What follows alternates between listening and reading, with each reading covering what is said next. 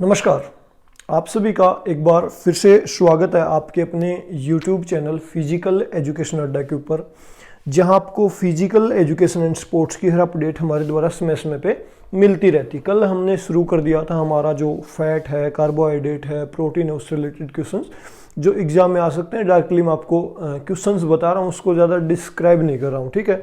आज विटामिन से रिलेटेड जो इम्पोर्टेंट क्वेश्चंस एग्जाम में आ सकते हैं, क्या आ सकते हैं, वो मैं आपको बताने वाला हूं। डायरेक्टली जो क्वेश्चन आ सकता है, एक तो विटामिन का भाई साइंटिफिक नाम आपसे पूछा जा सकता है, एक इससे होने वाली बीमारी, एक इसका नेम, साइंटिफिक नेम, और एक भाई बीमारी, डिजीज। ये दो चीज पूछी जाती हैं और ये सीधी सीधी पूछ ली जाए भाई, ज्यादा गहराई में जाने की जरूरत नहीं। जैसे विटामिन ए है, बी है, सी है, आपका डी है, ई है, के। ये जो विटामिन है ना, कई बार इनके साइंटिफिक नाम पूछ लिए जाते हैं और इनसे होने वाली बीमारियां भी पूछ ली जाती हैं। डायरेक्टली बताऊंगा, ज़्यादा डीपली नहीं जाएंगे। ये जो विटामिन, फिर विटामिन भी दो प्रकार के होते हैं, पहले वो बता दूं। एक तो होते हैं फैट सोलेबल, यहां से भी क्वेश्चन बन सकता है भाई। एक वाटर, पानी में घुलनशील, और वसा में घुलनशील। पानी में होते हैं बी और सी, और फैट में फिर आपके ए, डी, ई, के। ये विटामिन आपके फैट में, ये पानी में। डायरेक्टली क्वेश्चन यहाँ से भी आता है भाई। आपको ये इजी लग रहा होगा कि पानी में घुलनशील कौन सा विटामिन, ये आता है एग्जाम में, ठीक है। फिर आ सकता है। अब इनके साइंटिफिक नाम मैं आपको बता देता हूं भाई, सीधे सीधे। विटामिन ए, विटामिन ए का साइंटिफिक नाम है retinol, RATIONAL, retinol. Vitamin A का साइंटिफिक नाम है रेटिनॉल। विटामिन बी का साइंटिफिक नाम है थायमीन। विटामिन बी का साइंटिफिक नाम है थायमीन। एक यहाँ पे विटामिन बी के बारे में बाद में बात करेंगे, थोड़ा और इसके बारे में मैं आपको बताऊंगा। लेकिन अभी आप विटामिन बी का साइंटिफिक नाम क्या याद करेंगे? थायमीन, थायमीन, ठीक है। विटामिन बी का। विटामिन सी का साइंटिफिक नाम आपसे पूछूं तो ये हो जाएगा एस्कॉर्बिक एसिड, एस्कॉर्बिक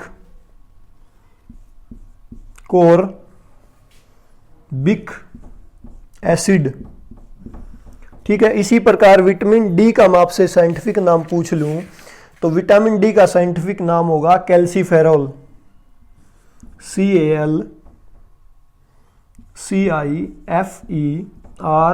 कैल्सीफेरॉल, ठीक है। इसी प्रकार विटामिन ई का मैं आपसे पूछ लूं तो ये हो जाएगा आपका टोकोफेरॉल, TOCOPHEROL,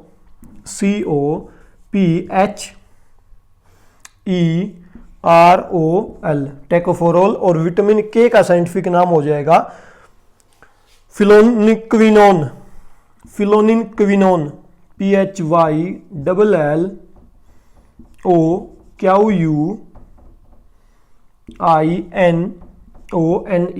ये भाई विटामिन के का साइंटिफिक नाम, फिलोनिक्विनोन।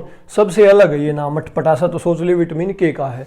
सबसे भाई इजी तो ये है कि विटामिन ए का retinol, vitamin B thiamine, vitamin C ascorbic, vitamin D calciferol, और विटामिन ई टेकोफेरॉल, और जो के है वो फिलियोक्विनोन। आपको जैसे भी आप इसको इंग्लिश में बोलें, एक वर्ड इंग्लिश का है, ठीक है। तो ये इनके साइंटिफिक नाम, समझ गए। अब जो विटामिन बी होता है ना, ये भाई इसके भी अलग अलग पार्ट होते हैं, इसलिए इसको विटामिन बी कॉम्प्लेक्स बोला जाता है, बी कॉम्प्लेक्स, क्योंकि इसके अलग अलग पार्ट होते हैं। उनके भी कई बार साइंटिफिक नाम आपसे पूछ लिए जाते हैं। जैसे मैंने आपको बताया विटामिन बी का साइंटिफिक नाम थायमीन हो गया। जो ये विटामिन बी का साइंटिफिक नाम बताया मैंने, ये होता है विटामिन B1 का साइंटिफिक नाम थायमीन, ठीक। अब ये होते कितने प्रकार के हैं?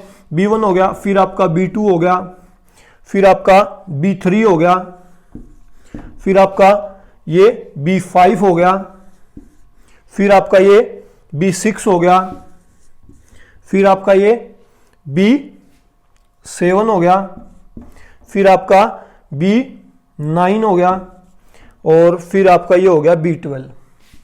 देखो भाई कितने प्रकार का होता है ये, इसलिए इसको बोला जाता है बी कॉम्प्लेक्स। तो विटामिन बी का मैंने आपको नाम बता दिया, थायमीन। विटामिन B2 का नाम, विटामिन B2 का नाम हो जाएगा riboflavin, riboflavin, FLAVIN। Vitamin B2 का राइबोफ्लेविन, विटामिन B1 का थायमीन, विटामिन B2 का राइबोफ्लेविन। इसी प्रकार विटामिन B3, विटामिन B3 की बात करें तो ये हो जाएगा भाई नियासिन, नियासिन, विटामिन B3। इसी प्रकार विटामिन B5 की हम बात करें तो इसका जो साइंटिफिक नाम हो जाएगा पैनोथेनिक एसिड, PANTHONIC, पैनाथोनिक एसिड। ठीक है, ये विटामिन B5। विटामिन B6 की मैं बात करूं तो इसका जो साइंटिफिक नाम होगा पायरोडेक्सिन, पायरो, PYRIDIXODOXINE,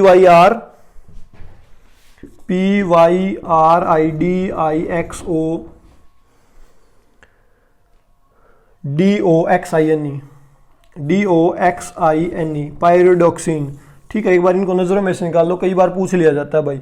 इसी प्रकार विटामिन B7 की हम बात करें तो हो जाएगा biotin, BIOTINE, biotin. Vitamin B9 की बात करें तो ये हो जाएगा फोलिक एसिड, फोलिक एसिड। इसी प्रकार विटामिन B12 की बात करें तो ये हो जाएगा आपका कोबालामिन, COBALAMIN,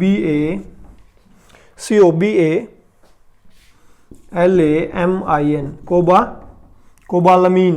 ठीक है, जो भी इसको इंग्लिश में बोलो आप। तो ये विटामिन बी को जो इसीलिए विटामिन बी कॉम्प्लेक्स बोला जाता है क्योंकि इसके अलग अलग ग्रुप होते हैं भाई। विटामिन B2 का जो साइंटिफिक नाम है वो क्या हुआ, राइबोफ्लेविन।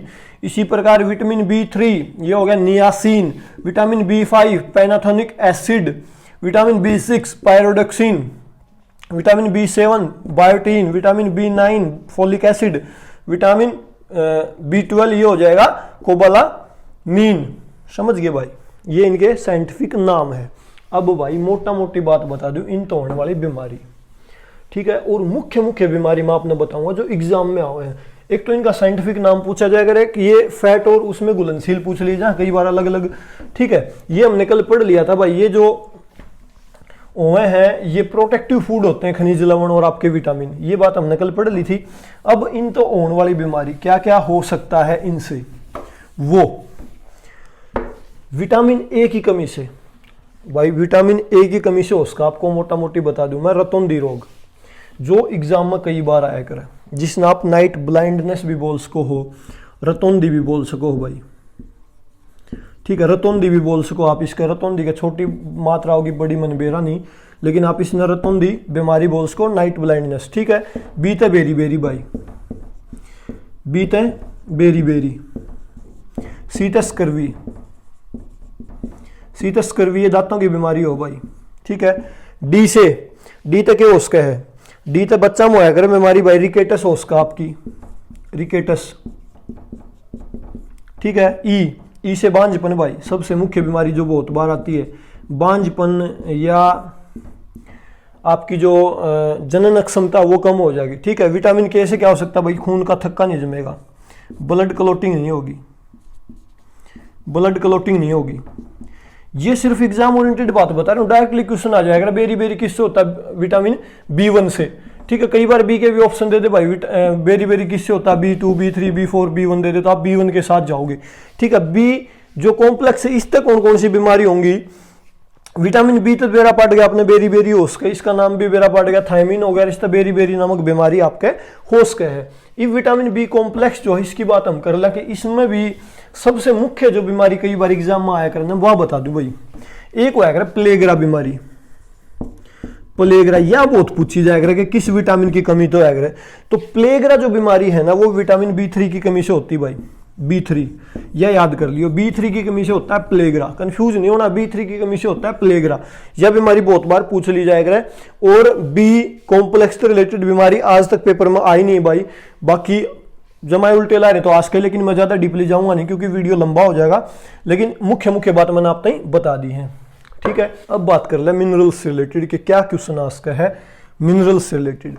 हमारा विटामिन जो है वो कंप्लीट हुआ, मिनरल से रिलेटेड क्या क्वेश्चन आ सकता है, MI NERALS, मिनरल्स। मिनरल्स मतलब खनिज लवण। एक तो भाई टोटल बॉडी का 4% हुआ है बॉडी में ये, ठीक है। अब मुख्य बात कर लें भाई, सबसे पहले बात कर लें कैल्शियम की। कैल्शियम में क्या हो सकता है, एक तो ये हेल्प करेगा बोन और टीथ के निर्माण में भाई, ठीक है, याद रखनी है हमने यह बात, TWTH, ठीक है, टीथ, बोन और टीथ के निर्माण में हेल्प कौन करेगा, कैल्शियम। इसके अलावा बोन और टीथ के निर्माण में सबसे मुख्य जो होता है वो होता है फास्फोरस, जो खनिज लवण शामिल होता है phosphorus, PHOS, phosphorus, PHOURUS, phosphorus, ठीक है। मैं आपसे पूछ रही हूँ कि सबसे ज्यादा ह्यूमन बॉडी में कौन सा खनिज लवण पाया जाता है, तो आप कैल्शियम के साथ जाओगे, यह बात रट लो, और एग्जाम में आ चुकी फेर आस्क है। सबसे ज्यादा जो खनिज लवण हमारी बॉडी में पाया जाता है, सबसे ज्यादा अनुपातिक तौर पे देखोगे जितने भी मिनरल्स होते हैं वो किस में पाया जाता है, कैल्शियम जो है पाया जाता है भाई, ठीक है। सबसे ज्यादा ह्यूमन बॉडी के अंदर कैल्शियम पाया जा है। इसकी कमी तो आपने बेरा के उसका है, अब मैंने बता दिया कि आपने बोन और टीथ जो है इसकी जो है इसकी हेल्प से बोन और टीथ का निर्माण होता है, तो इसकी कमी था। सबसे पहले जो कहां पे बीमारी होगी, बोन और टीथ से रिलेटेड बीमारी हो सकती है, तो हड्डियों की जो बीमारी है वह हो भाई, उसने क्या करें,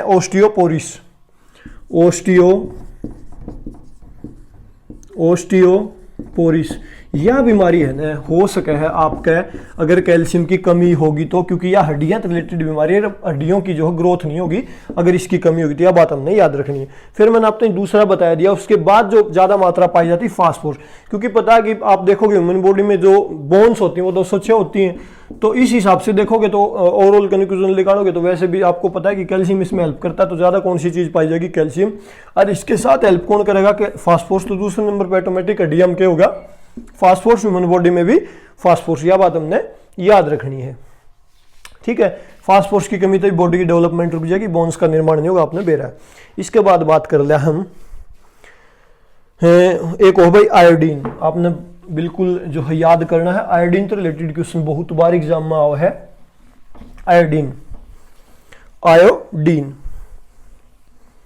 आयोडीन, ठीक है। हाँ, एक और हो है भाई सोडियम, उससे पहले एक सोडियम तो रिलेटेड क्वेश्चन एग्जाम में बहुत बार आजकल जो आ रहा है, SODIUM, यो जो है ना सोडियम, यो क्या करेगा, वाटर बैलेंस करेगा ह्यूमन बॉडी में भाई, याद कर लियो यह बात। वाटर बैलेंस में कौन हेल्प करेगा, सोडियम।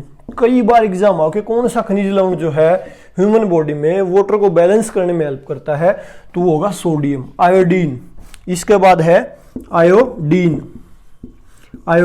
भाई, आयोडीन की कमी से कौन सा रोग हो जाएगा आपका, कौन सा रोग हो सकता है आपको, ग्वाटियोर बोलते हैं भाई, गले का जो रोग होता है, GOITER, गले में हो जाता है भाई ये, ठीक है। ग्वाटियोरियर क्या बोलते हैं इसको, समझ नहीं आ रहा, मेरा भी दिमाग में लिकट गया, ग्वाटियोर क्या बोलते हैं, ऐसा कुछ करके ये, ठीक है, देख लियो आप, ये बीमारी हो जाती है आयोडीन की कमी से भाई, ठीक है।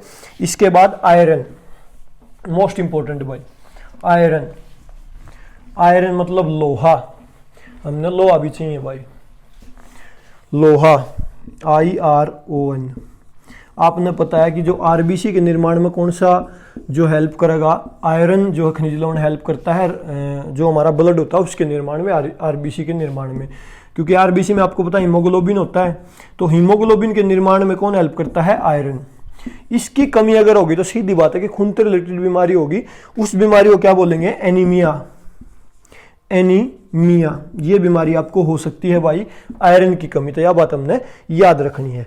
तो मुख्य तौर पर जो एग्जाम ओरिएंटेड बात थी मिनरल्स से रिलेटेड वो बता दी, सीधा क्वेश्चन आया कर भाई, आयरन की कमी से कौन सा रोग हो सकता है, एनीमिया, ठीक है। आयोडीन की कमी से ग्वाटियोर का रोग हो सकता है गले का, ठीक है। ये सीधी सीधी बात थी। इसके बाद आजकल जो एक क्वेश्चन ट्रेंडिंग में है भाई, कोलेस्ट्रॉल से रिलेटेड। कोलेस्ट्रॉल कितने प्रकार का होता है, दो ये होना, इस टॉपिक में मैं ही बहुत फंसा करता कोलेस्ट्रॉल वाले क्वेश्चन में, तो इस कंफ्यूजन मैं दूर कर दूं कि आपका एग्जाम में आ सके है ये क्वेश्चन, डायरेक्टली मैं बताऊं आपको कोलेस्ट्रॉल से रिलेटेड। CHOLESTEROL आरोल cholesterol. आपने पता है भाई किसी को हार्ट अटैक आ गया तो क्या कहेंगे, कोलेस्ट्रॉल बढ़ रहा था। लेकिन ये एक भ्रम होता है। दो प्रकार का कोलेस्ट्रॉल होता है भाई, LDL और HDL, दो प्रकार का। अब कोई किसी का हार्ट अटैक अगर न्यू कहना कोलेस्ट्रॉल की वजह से आ गया तो वहां पे आपके दिमाग में आना चाहिए कि उसको कौन सा कोलेस्ट्रॉल था।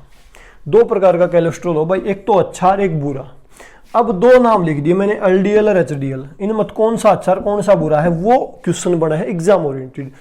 तो LDL की फुल फॉर्म में बताऊं तो लो डेंसिटी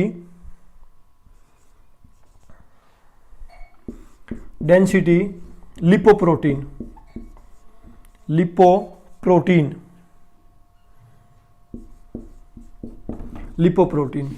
अगर मैं आपने बताऊं HDL की तो HIGH हाई डेंसिटी लिपोप्रोटीन।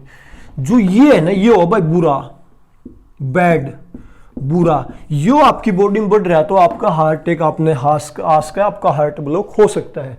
लेकिन HDL अगर आपकी बॉडी में ज्यादा है तो ये हमारे लिए बहुत ही ज्यादा हेल्दी होता है।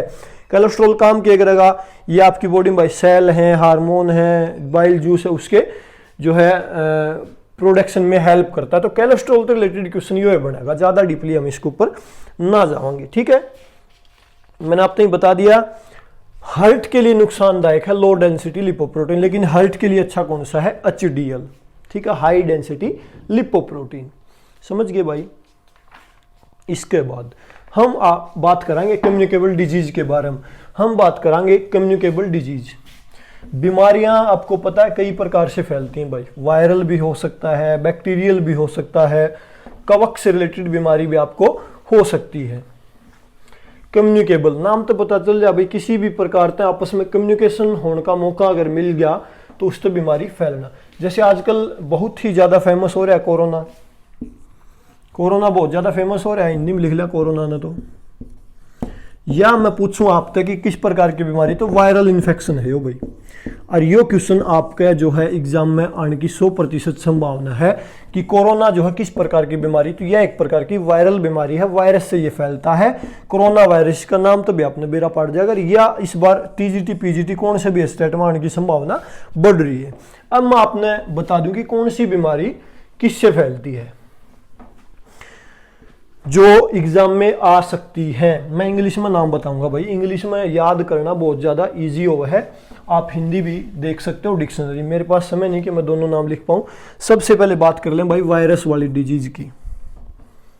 वायरस जो वायरल इन्फेक्शन होते हैं वो, सबसे पहले मैं आपने बताऊं कि जो इंपॉर्टेंट एग्जाम ओरिएंटेड बताऊंगा भाई, chicken pox, CHICKEN, chicken pox, इसको मेरे ख्याल से छोटी माता बोल रहे हैं भाई हिंदी में। चिकन पॉक्स मोस्ट इंपॉर्टेंट भाई, यह है वायरल इन्फेक्शन। इसके बाद स्मॉल पॉक्स, शायद इसको बोलते हैं स्मॉल पॉक्स को छोटी माता भाई, स्मॉल पॉक्स। इसके बाद जो एक और बीमारी है जो है कॉमन कोल्ड, आपको जुकाम हो सकता है, कोई जरूरी नहीं। एड्स बहुत ही ज्यादा फेमस है भाई, एड्स बहुत बार एग्जाम में आती है। एड्स की फुल फॉर्म भी पूछ ली जाती है, acquired immune deficiency syndrome. Acquired immune deficiency syndrome इसका पूरा नाम है। ये वायरल इन्फेक्शन है भाई, याद करनी है हमें हर हाल में। इसके बाद है मम्पस, MUMPS, मम्पस। इसके बाद है भाई एक और बीमारी रेबीज, जो कुत्ते के काटने से होती है, रेबीज। ये भी बहुत ही ज़्यादा फेमस जो है बीमारी हर एग्जाम में आती है, जिसमें जो है व्यक्ति पानी से डरने लगता है भाई, हाइड्रोफोबिया हो जाता है। इसके बाद है डेंगू भाई, डेंगू एक बीमारी है जो है वायरल इन्फेक्शन है ये भी भाई, ठीक है, ये मैं याद करनी है। फिर फ्लू हो गया, ये लो हेपेटाइटिस भाई, हेपेटाइटिस।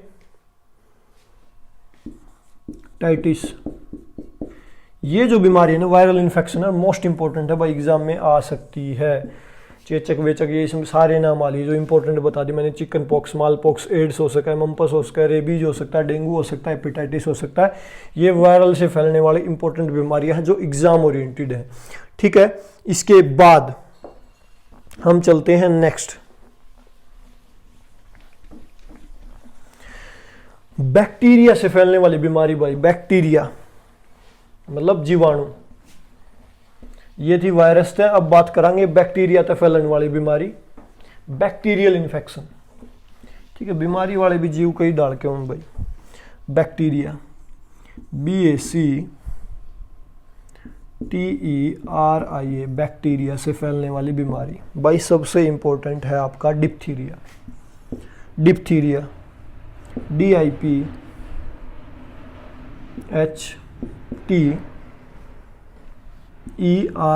डिप्थीरिया, हेजा इसको बोलते हैं शायद। इसके बाद भाई कोलेरिया, CHOLERA।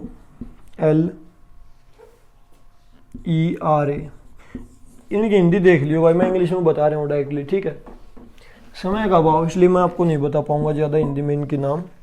इसके बाद है भाई लेप्रोसी, LEPOROSY, लेप्रोसी, ये भी आपका बैक्टीरियल इन्फेक्शन है भाई। ठीक है, फिर आपका है न्यूमोनिया, न्यूमोनिया PNEUMONIA, न्यूमोनिया भाई। इसके बाद आपको हो सकती है टेटनस, TETANUS, टेटनस हो सकती है आपको। इसके बाद आपको टीबी हो सकती है, प्लेग भी आपको हो सकता है भाई, प्लेग। इसके बाद आपको डायरिया हो सकता है, जस्ट आपको लग सकते हैं। और सिफिलिस, SYPHI, सिफिलिस भी आपको हो सकती है। तो ये बैक्टीरियल है भाई। ठीक है, समझ गए। आगे हम बढ़ाएंगे नहीं, सिर्फ वायरल और बैक्टीरियल इन्फेक्शन से रिलेटेड बीमारियों को हम यहाँ पे कवर करेंगे जो एग्जाम ओरिएंटेड आपकी हो सकती हैं। ठीक है, इसके बाद प्रोटोजोआ, प्रोटोजोआ वाली भी देख लें भाई। अब तो पूछे पाछे फंगल इन्फेक्शन और प्रोटोजोआ भी आपकी बता देता हूं मैं। मलेरिया जो होता है ना, मलेरिया याद कर लेना, मलेरिया एग्जाम में आ सकता है। तो ये प्रोटोजोआ जनित रोग है मलेरिया। ठीक है, मलेरिया किससे जनित रोग है? प्रोटोजोआ। और ये जो खाज खुजली होती है ना, सारी जो चमड़ी के रोग होते हैं वो फंगल इन्फेक्शन होते हैं भाई। ठीक है, वो ये याद कर लियो आप। ठीक है, इसके बाद मेरे ख्याल से आज के इस वीडियो में हम इतना ही कवर कर लिया, क्योंकि आज हमारा 5वां पार्ट है यो, तो ज़्यादा हमने परेशान होने की जरूरत नहीं है। ठीक है, हाँ एक टॉपिक मैं चाहूँगा कवर करना आज की वीडियो में जाते जाते, जो हमारा आपने देखा होगा फिजिकल एजुकेशन है। इसमें भाई एक मिनट आप रुको, एक टॉपिक है छोटा सा, वो मैं देख लूँ कि हम इस वीडियो में कवर कर पाओगे नहीं कर पाओगे। हाँ एक टॉपिक है फादर इन फिजिकल एजुकेशन। भाई ये बहुत अच्छा टॉपिक है जो अपने संजय कुमार जी उन्होंने अपनी बुक में इसको कवर किया। जबरदस्त इन्होंने 8-7 फादर बता रखे हैं फिजिकल एजुकेशन में कि किसको किसका फादर बोला जाता है। Father in physical education. ठीक है, ये टॉपिक कवर कर लें आज के वीडियो में। 10-12 नाम है, ये बड़े जबरदस्त है। फादर ऑफ फिजिकल एजुकेशन, मैं आपसे पूछ लूं, फादर ऑफ फिजिकल एजुकेशन तो ये कौन होगा भाई? फ्रेडरिच जॉन,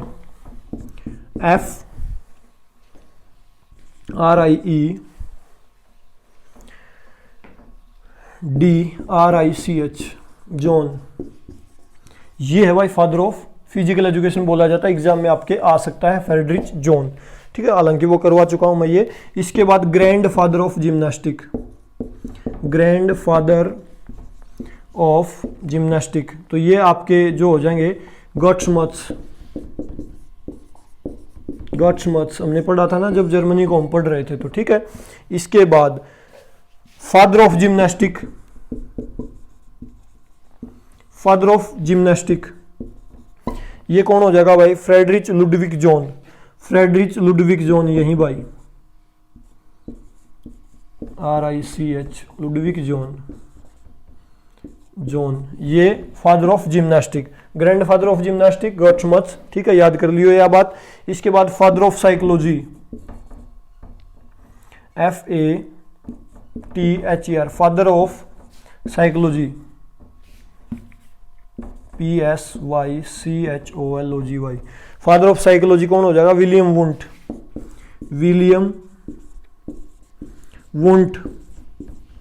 विलियम वुंट हो जाएगा father of psychology, most important exam में आता है। इसके बाद फादर ऑफ स्पोर्ट्स साइकोलॉजी। भाई फादर ऑफ स्पोर्ट्स साइकोलॉजी बहुत बार एग्जाम में है, 100% आओगा, चाहे टीजीटी में आइयो चाहे पीजीटी में। फादर ऑफ स्पोर्ट्स साइकोलॉजी ये हो जाएगा कोलमैन ग्रिफ्थ। कोलमैन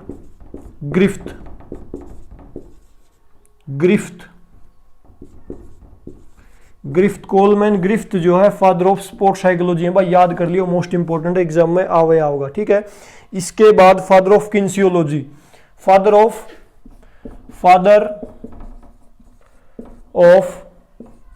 किन्सियोलॉजी ये हो जाएगा अरस्तु भाई, अरस्तु मोस्ट इंपॉर्टेंट है, याद कर लियो। फादर ऑफ किन्सियोलॉजी कौन है? अरस्तु, एग्जाम में आपका आ सकता है। इसके बाद एक क्वेश्चन जो पिछले स्टेट में बहुत भाई फेमस होया था, सब सरप्राइज रह गए थे कि ये क्वेश्चन आया कहां से। वो father of Indian gymnastic movement. Father of Indian gymnastic movement भाई पिछले स्टेट में इस क्वेश्चन ने सबकी 5 पार्ट दी थी, मैं आपने बताऊं तो। फादर ऑफ इंडियन जिम्नास्टिक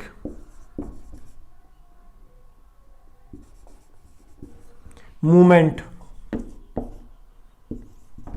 भाई यो क्वेश्चन है ना बहुत ज्यादा फेमस होया था पिछली बार। यो था श्री समर्थ रामदास स्वामी।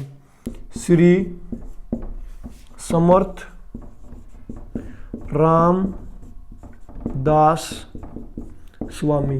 पिछली बार भाई यो क्वेश्चन बड़ा ही फेमस होया था, बड़ा ज्यादा। स्वामी पर देख लियो कौन सी मात्रा होगी, बड़ी या छोटी, जो भी। अपनी हिंदी कमजोर है भाई, इंग्लिश भी।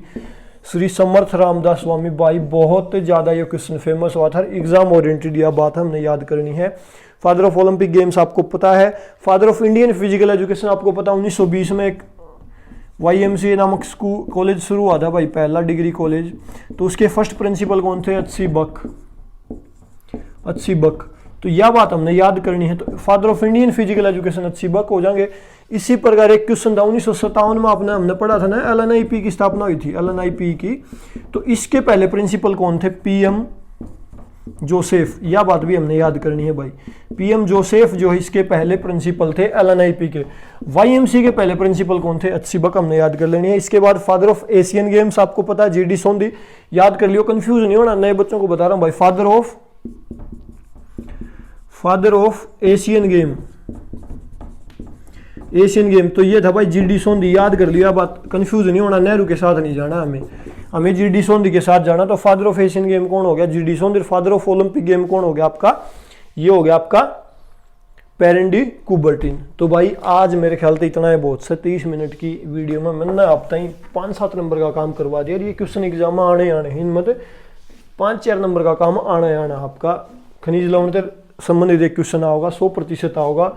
विटामिन से रिलेटेड एक क्वेश्चन आओगा, फादर से रिलेटेड एक क्वेश्चन आओगा, ठीक है। तो 3-4 नंबर का काम हम मान के चला। एक बीमारी से रिलेटेड क्वेश्चन आ जाएगा, जो मैंने आपको बीमारी बताई, वायरल इन्फेक्शन। तो 3-4 नंबर का काम 100% आज हमारा कंप्लीट हो गया है, ठीक है।